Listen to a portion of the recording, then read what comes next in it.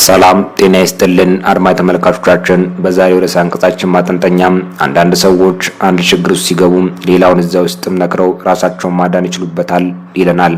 ለማይስቅ ውሻ ነጭ ጥርስ፣ ለማይገላምጥ ዶሮ ቀይ ዓይን ይሰጠዋል። ከዕለታት አንድ ቀን አንዲት ደቃቅ ጥንቸል እህል ውሃ ፍለጋም በጫካው ስትዘዋወር አንድ ዝንጀሮ ታገኛለች። ጥንቸሏም ግዙፍ ስላልሆነች በየቅጠላ ቅጠሉ ውስጥም እየተሽለከለከች መሄድ እንደምትችል ዝንጀሮ ያውቃል። ሆኖም አንድ ምክር ሊመክራት ፈልጓል። እመት ጥንቸል የረዥም ጊዜ ወዳጅነታችን መሰረት በማድረግ ምክር ልለግስሽ ፈልጋለሁ አላት። ጥንቸልም ምን አይነት ምክር ስትል ጠየቀችው። ዝንጀሮም ይህን ጫካ አትመኘው፣ ሰሞኑን አዳኞች መጥተው ለአውሬ ማጥመጃ የሚሆን ትላልቅ ጉድጓድ ሲቆፍሩ እኔ ዛፍ ላይ ሆኜ አይቻቸዋለሁ። ስለዚህም ጫካው እንደ ድሮ ሰላም መስሎሽ ወዲያ ወዲያ አትበይ አላት። ጥንቸልም አመሰግናለሁ፣ ወጥመዱን የሰሩት ለኔ አይመስለኝም፣ እንደ አንበሳም እንደ ነብር እንደ ዝሆን ላሉት እንጂ እንደኔ ቀጫጫ ለሆነ ፍጡር አይደለም። በአጋጣሚ ጉድጓድ ውስጥ ብትወድቅም መውጫ ብልሃትም አላጣም ትለዋለች። ዝንጀሮም እንግዲህ የወንድምነቴ መክሬሻለሁ፣ ብታውቂ ወቂበት አላትና ሄደ። ጥንቸል እየተዘዋወረች ቅጠል መበጠሷን ትቀጥላለች። ጥቂት እንደሄደች ዝንጀሮ እንደፈራው አንድ በቅጠል የተሸፈነ ትልቅ ጉድጓድ ውስጥ ሳታስበው ትወድቃለች። ጉድጓዱ በጣም ጥልቀት ያለው በመሆኑም በጭራሽ በቀላሉ ትወጣም የምትችልበት አይደለም። ስለዚህ አላፊ አግዳሚውንም እንዳያወጧት ለመለመን ተገደደች። እባካችሁ አውጡኝ፣ እባካችሁ እርዱኝ እያለች መጮህ ጀመረች። ተኩላ ድምጿን ይሰማና ወደ ጉድጓድ አፍ ይሄዳል። አጎንብሶም ወደ ጥንቸሏ ያይ ጀመር። ጥንቸልም አያ ተኩላ እባክህን ዞር በል፣ ይሄ ጉድጓድ ለሁለታችን አይበቃንም። አንተ ያለበት ቦታ እንደ በረሃ የሚያቃጥል አየር ነው ያለው፣ እዚህ ግን በጣም ነፋሻማ ቀዝቀዝ ያለ አየር ነው ያለው። ለኔ በጣም ተስማምቶኛል። ሆኖም ወደዚህ ለመውረድ ብትችል እንኳን ቦታው አይበቃንም አለችው። ተኩላም የጥንቸሏ ንግግር በጣም አጓጓውና ለወርድስ ብል በምን ይወርዳለው ሲል ጠየቃት።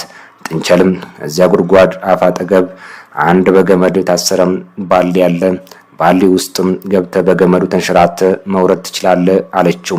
እውነትም አንድ ባልዲ አጠገቡ እንዳለ አየ። ባሊ ውስጥም ታች ሲወርድም ጉድጓድ ውስጥ ያለው ገመድ ጫፍ ወደ ላይ የሚያወጣ ነው። እንደ ፑሊ የሚሰራ ገመድ ነው። ጉድጓድ ውስጥም ያለውን ጫፍ ጥንቸሏ ይዛለች። አያ ተኩላ ባሊ ውስጥም ገብቶ ቁልቁል ተምዘግዝጎ ሲወርድ ጥንቸል የገመዱን ጫፍ ይዞ ወደ ላይ ወጣች። እሱ እየወረደም እሷ እየወጣች መንገድ ላይ ሲተላለፉ ከት ብላ እየሳቀች አያ ተኩላ ሕይወት ማለት እንደዚህ ናት፣ አንዱ ሲወርድ አንዱ ይወጣል አለችው። ተኩላ መሬት ሲደርስ ጥንቸሏም ከጉድጓድ አፋፍ ወጣች። አንዳንድ ሰዎች አንድ ችግር ውስጥ ሲገቡ ሌላውን እዛ ውስጥ ነክረው ራሳቸውን ማዳን ይችሉበታል። ተታለው እዛ ችግር ውስጥ የሚገቡት ምኞት የሚሳሳቱበት ባልጠገባይነታቸው ጉድጓድም ውስጥም እንኳን ያለውን ነገር እንዳያመልጠኝ ብለው ሲስገበገቡ ነው። የዚህ አይነት በርካታ ሰዎች ጉድጓድ ውስጥም ገብተው ቀርተዋል። ዞሮ ዞሮ ሁለቱም ለሀገርና ለሕዝብ አይጠቅሙም። አደጋን ከሩቁ አይተው የሚያስጠነቅቁ እንደ ዝንጀሮ ያሉ አስተዋዮች ቢኖሩም ብሎ የሚያዳምጣቸው ሰው አያገኙም። በአንዱ እግር ሌላው እየገባ ሕይወት ትቀጥላለች። ማይክ ግሪንፊልድ የተባለ ጸሐፊ ታሪክ ራሱን ይደግማል ይላል። ታሪከኛ ሁሉም እኔን ያሳሰበኝ ገና ታሪክ በደገመ ቁጥር ዋጋው ይብስ መቀጠሉ ይላል። የሚያስከፍለው ዋጋ እየባሰ የሚመጣው እኛ ከታሪክ ለመማር ባለመቻላችን ነው።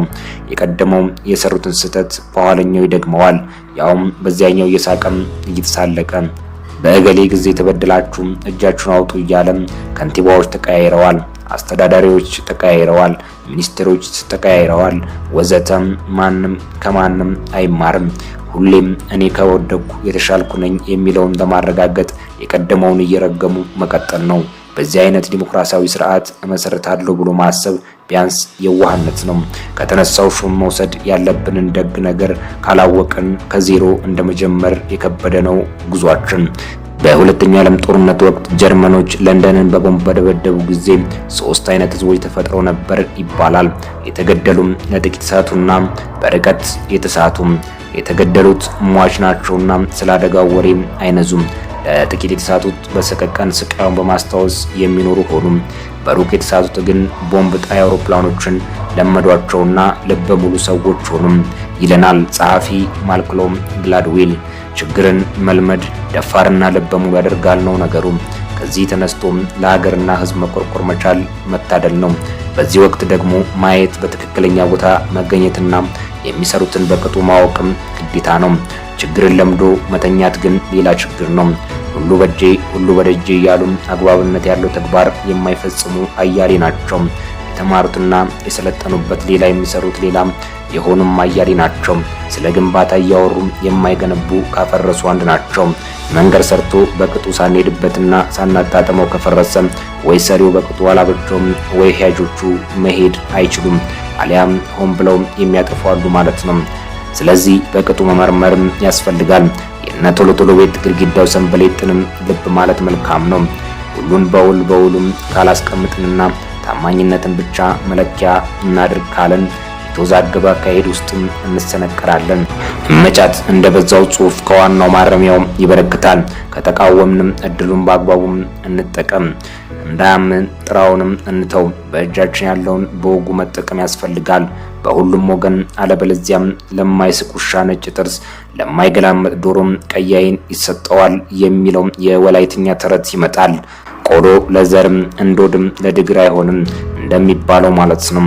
የተወደዳችሁና የተከበራችሁ አድማጭ ተመልካቾቻችን መልእክቱ ለሚመለከታችሁ ሁሉ ካላችሁበት ይደርሳችሁ ቀልብ ግዙ እያልኩ እኔ በዚሁ ተሰናበትኳችሁ። ሳምንት በሌላ ርዕሰ አንቀጽ ከምንገናኝ ሰናይ ጊዜ እንዲሆንላችሁ ተመኘው። እንደ ማጣቀሻነትም ከአዲስ አድማስ የተወሰዱ ጽሑፎችን አካተናል።